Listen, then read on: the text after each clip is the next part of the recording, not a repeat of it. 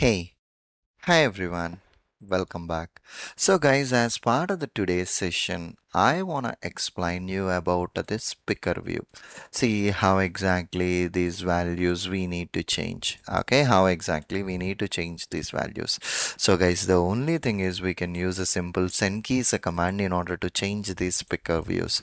So here from the top menu, you can pick a picker view and from there you can change these values. That's it, as simple as it is. So what I'm doing is whichever the date picker code is there, copy it, paste it, and I'm naming it as a picker view. I just want to close others. So here on the same, I don't want to use any other attributes. Just kill them up. Okay, so here instead of a date picker, I want to pick picker view. Okay, so here it's gonna be the picker view. Okay, upon navigating to this particular picker view screen, so here you have a three different wheels. So let me reload my inspector session once. Okay, let me reload my inspector session once. See here, it does has a, see here, picker wheel. Okay, the second one, the third one, three different picker wheels. But if you observe the first one, it has a red color component value. The second one, it has a green color component value. And the third one, it has a blue color component value. And the blue color, it has a 120 value. I'm changing it to 125. I see that the below value is 125. I just changed it and it automatically changed it to 125. So what I'm doing right now, so this is the accessibility ID. So come back here. So driver dot find element apm by dot, okay, apm by dot accessibility ID.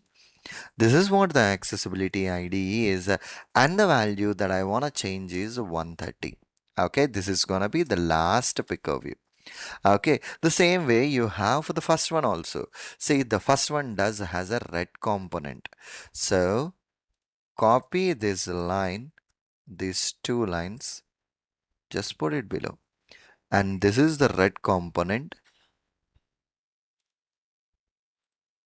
And the red component, the default value is 65. I'm changing it to 75 for now. Okay. And let me copy these two lines of a code and put it back. The middle one here is a green component.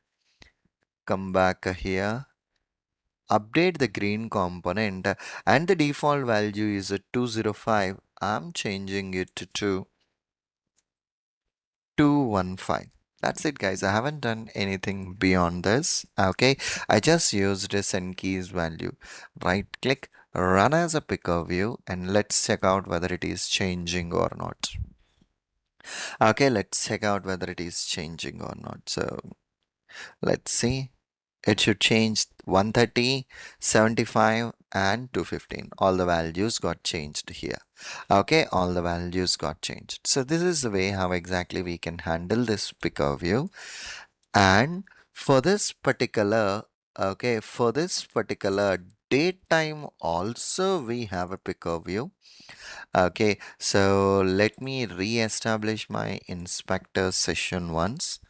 So here in the date picker, you have this. Okay, so that's the reason in the picker view. Let me check out my time. Okay, let me check out my time. So here, this is gonna be my X path. What it is highlighting the third one. The third one is that particular date field. And the fourth one is gonna be my time. Okay, so I need to perform a tab operation on it. Okay, so I need to perform a tab operation. So here This time it's gonna be the fourth index. Upon tapping on that particular fourth index, if you see here, I just need to change this, the center of the second value, the picker wheel to, or I can change the last one. So here, the last one, see, everything does has the pick, this one. So I'm copying this particular type. Okay, slash slash star open braces at the rate type is equal to, and search for it. I know there are three different things are there. So go back. So I wanna select the first one. Okay, that's gonna identify my first one, and I'm changing it to the 4 basically. As and when I change it to the 4, automatically the fourth value it's gonna update it here. So here driver dot find element apm by dot xpath, and here I want to use a 5.